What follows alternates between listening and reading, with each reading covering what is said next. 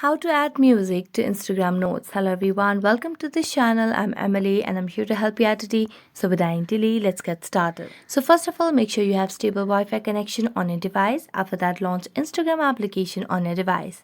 Make sure you're logged into your account. Now tap on your profile at the bottom right corner of the screen. As you do that, it will land you to your profile. So as you can see on the profile picture at the top, you can see the option of note. So just tap on note, and as you tap on note, here below your profile picture, you can see the music icon. So just tap on the music icon and it will give you different options of the music. You can even search for it over here, or you can just get any music over here.